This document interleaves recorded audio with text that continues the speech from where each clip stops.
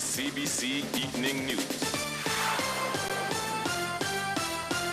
Very good evening to you. I'm Lisa Broom. This is the CBC Evening News. Staff at the Central Bank of Barbados are off the job, and the situation could remain that way well into next week. That's the word from the Barbados Workers' Union as its officials met with about 70 workers who removed themselves from duty around 10:30 this morning, gathering on the steps at the entrance to the Grand Salle. BWU Deputy Director of Industrial Relations, Dwayne Paul, says the union tried to summons a meeting with Central Bank management this afternoon. However, he does not like the response they received. They're talking about having a meeting on Wednesday. So, until there's a meeting, there's no work. That is the bottom line. We cannot and will not tolerate any form of disrespect. This is becoming a standard operation in Barbados, where employers are trying to tell the workers of Barbados that they will do as they like, and as the song said, you will like it or you will lump it. So the Barbados economy will have to go through some lumps. We are not putting up with this foolishness. It is enough is enough. We said that before, and we demonstrated it when we had the DIDC matter, and I think Central Bank wants us to call the troops together again. According to Mr. Paul, staff at the bank have legitimate concerns that management need to address. Some of their concerns relate to the general functioning of the organization. We have a situation where the bank is claiming that it has challenges and it needs to rejuvenate itself or create a renewal environment, but can find time and funds to appoint persons in positions temporarily at salaries way beyond what is being paid to staff that are actually appointed in positions. Efforts to reach management at the bank have so far proved unsuccessful. The sound of gunshots were heard clearly above the usual din of Whitehall, St. Michael this morning. One resident there, who requested anonymity, says initially they thought people were shooting at monkeys. However, they then realized it was the ongoing exchange of gunfire between groups in the area. Police Public Relations Officer, Acting Assistant Superintendent David Welch, confirmed the shootings, saying it occurred sometime after 10 this morning. CBC understands there was a shootout between rival gangs, but this is yet to be confirmed. The incident had residents on the lookout and feeling uncomfortable since the area is relatively quiet. Lawmen are continuing investigations on reports of gunshots being fired in the area of Whitehall, St. Michael. There's a suggestion retailers and importers in Barbados look to form linkages with agriculture and invest more in the farming sector to help boost production. This from Chief Executive Officer of the Barbados Agricultural Society, James Paul. He's noted that the present situation with onions in Barbados is dire. He told CBC News there are many retailers and importers with the finances to partner with farmers. That is, if they want to see the sector improve. And I'm saying really that when you look at the fact that it would just take an investment on the part of some of those same retailers, some of those same wholesalers or importers who actually import products into this country, to invest into our local farming sector to ensure that we have those local onions available for Barbadians, so that, you know, we don't have a situation where the country runs out of onions anyway, which is running out.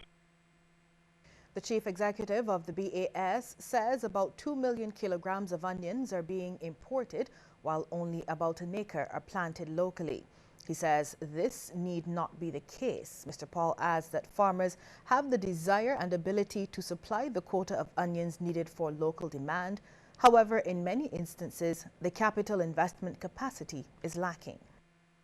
The target of 2 million kilograms should not be a problem for local onion producers to meet if we are consistent and if we set out to produce it. There are some issues, though, in relation to whether or not, when those local onions are produced, that really whether or not there'll be buyers. Because I think that we have to look at the relationships within the private sector to see how we can structure relationships through the linkages that we speak about all the time, to facilitate the purchasing of those onions. Rural Barbados now provides the island with its best prospect for development, and Housing Minister Dennis Kelman believes this also extends to the tourism industry. Mr. Kelman was speaking at a press conference to update the media on the Habitat 3 initiative. He says any major development to take place now has to be done in the rural areas of the island. Wherever you need that significant development, and the significant development that will create expansion, and which is very important, because yes, we can come and we can do anything in Bridgetown, but there's no guarantee that in spending that amount of money in Bridgetown, that will create the same development as if you're going to go to a green field and build it. Mr. Kelman, who is co-chair of the Habitat 3 committee, also believes policymakers can capitalize on the existing housing stock and encourage homeowners to recognize the investment opportunities they have on their hands. Once we get into building more homes in self-help or otherwise by freeing up lots, etc., it means it creates economic activity at the right level, and you can bet your bottom dollar it will reach the top. The same thing will happen with community tourism. Once we get people doing the conversions and doing the adding and etc., and we free up those lots, because there is no doubt that the fastest way to create economic activity will be to go towards that. And we cannot continue to ask people to come to Barbados and not create additional sites. Those sites cannot be in urban Barbados. Those sites got to be in rural Barbados, especially in the national park areas of Barbados. Barbadians are following the world trend of moving towards the urban areas of the island. In fact, Chief Town Planner Mark Cummins says the average for Latin America and the Caribbean is 82%, and about 58% of Barbadians live along the urban corridor. That's the area that runs from Harrison Point in St. Lucie to Ragged Point in St. Philip. He says it's compounded by the fact that the majority of the population lives along the coastline, which is also being challenged by climate change. The majority of our hotel plant lies within that urban corridor. Significant amount of our industrial plant lies within that urban corridor, especially our electricity, and to some extent some aspects of our potable water. We also have our main port. Well, obviously that will have to be in a coastal zone. So therefore, as it relates to resilience, there are a number of things that we would have to do in order to ensure that over the years we are able to not only adapt, but to be able to handle some of the challenges that climate change will put forward. The installation of photovoltaic systems at 4 primary schools on the island will reduce those schools' energy costs by 10%. This is according to Senator Patrick Todd. He was speaking at a ceremony at government headquarters to use a grant from the government of Japan to supply and erect solar photovoltaic systems at primary schools here. Senator Todd pointed out such partnerships are important and crucial to the development of disaster management strategies.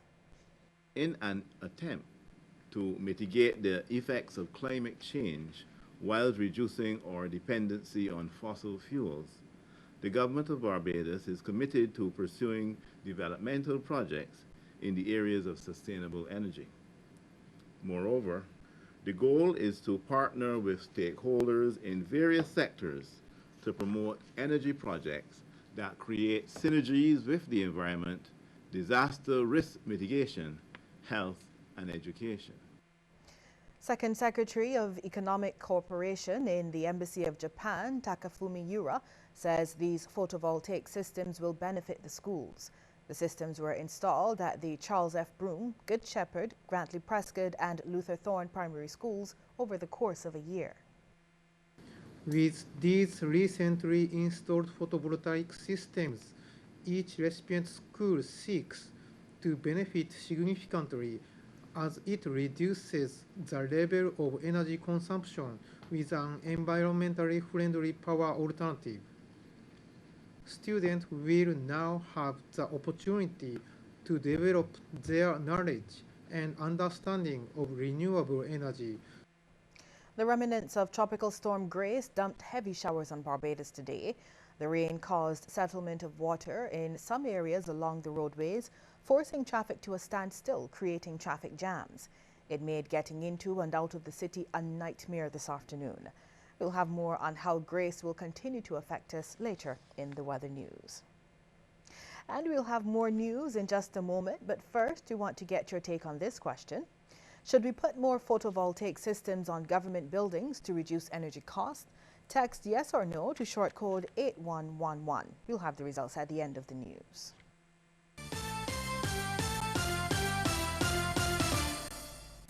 Keep on playing. Learning about life is learning not to give up. Falling and standing up again with you by their side. And for the toughest stains, you can always rely on Breeze laundry detergent.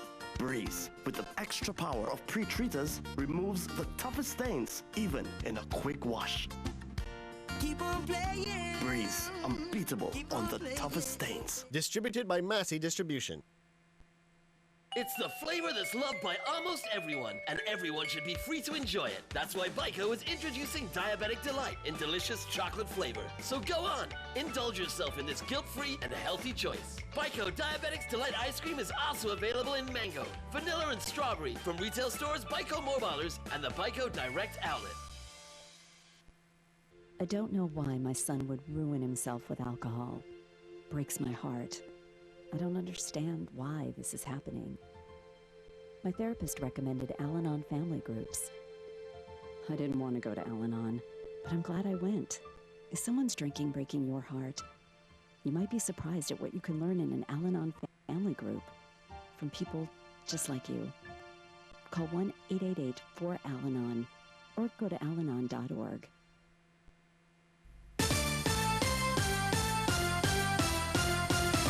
The contribution of labor to the development of Barbados cannot be underestimated, and former General Secretary of the Barbados Workers' Union, Sir Roy Trotman, wants to see greater attention placed on labor and agriculture.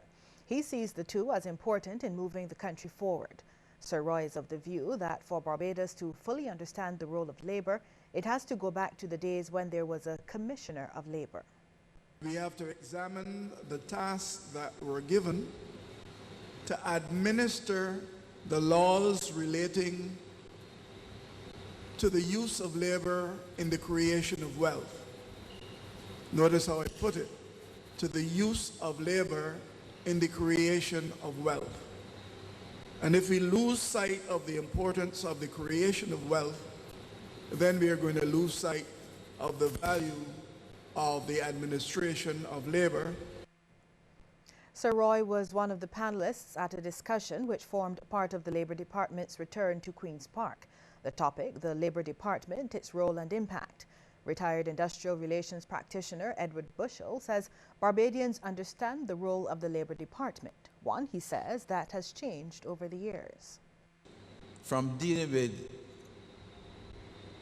meetings that were very, very adversarial in nature, some people may call it even muscular. And I've been at some where people bared their chest and swore to do each other physical harm. We have gone from that, now from that very adversarial position to one more of a win-win situation, and I would venture to say that the role of the Labor Department has not become any easier as a conciliator in that matter. Employment Relations Specialist Ellsworth Young says there have been several changes in the labour market over the years, including the attitudes of the workforce. He also questioned the practices of some employers. We have the phenomenon of penetration by Trinidadian investors in the Barbados labour market and economy, bring with them management practices which may be uniquely Trinidadian and are bound to pose challenges in terms of their appropriateness and relevance to the Barbadian way of doing things. Meanwhile, the Labour Department is moving to ensure Barbadians employed in the informal sector are working in decent conditions. Chief Labour Officer Vincent Burnett admitted it may not be easy to find all of these workers, but he says his department investigates complaints whenever they come in. We're doing our little bit in our corner to try to see what we can do to ensure that there is decent work all around. And I'm sure that there's much more that we can do, but we have started the process. Mastering the skill of bartending is one of the ways to make the hospitality industry better and to attract more tourists to the island. This is according to mixologist and tutor David Barker. He was speaking at a press conference to alert Barbadians interested in improving or gaining the skill of bartending to the opportunities open to them. If we have more rum shops doing just as good as any bar or restaurant, being well-oiled machines, having the understanding, having the capacity to know what will sell, what wouldn't sell, how you even set up your bar, is going to make a dramatic difference. Manager of the Bajan Association of Rum Shops, Rianne Beckles, says registration for the course, The Art of Bartending, has started. Courses are scheduled for September 23rd to 25th in the Pelican Village. Graduate Malachi Joseph says the course helped him to understand the balance needed for cocktails. To be honest, a lot of bartenders in bars today, they just know basics. They just know from putting together whatever, just from watching like simple things. And through doing this course, there was a whole totally different theoretical part of it. You learn the history, you learn how to balance, you learn to respect the classics of cocktails before you can actually originate your own. The Barbados Association of Tampa Bay has again honored its annual commitment to the Queen Elizabeth Hospital by donating much-needed equipment and supplies. President of the association, Henderson Griffith, says the container full of items worth $100,000 is part of the partnership that exists between the association and the QEH. He was speaking at the handing over ceremony at the hospital with various stakeholders and partners. We recognize that this donation will not completely fill the needs of the QEH, but hopefully it will help the QEH meet the healthcare needs of many Barbadians. This is just the beginning. We are committed to helping the QEH and by extension the people of Barbados with their future healthcare needs. Dr. James, I want to thank you for our partnership and I look forward to a successful continuing relationship with the QEH and with the folks here in Barbados, including cancer support services. Chief Executive Officer Dr. Dexter James says the diaspora is key in providing the needed assistance to the hospital. Shortly after expressing heartfelt thanks, Dr. James said the hospital needs a philanthropy desk to make donations easier from Barbadian associations abroad like Tampa Bay. These funds, especially where it is financial resources that are coming to the hospital, are not commingled in our normal operations. Donors these days are very, very picky. When they make these donations, we have to demonstrate that the funds are used for the intended purposes. So we are not commingling these funds with our recurrent budget to pay for supplies and goods and services.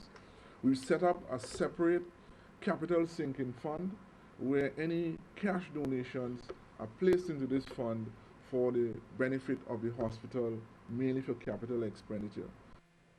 MultiChoice Television is currently experiencing technical difficulties at its Gun Hill repeater. Repairs are being carried out, but they were hampered by the inclement weather conditions today. MCTV is assuring its customers that work on the repeater will resume as soon as weather conditions permit. MCTV apologizes for any inconvenience caused.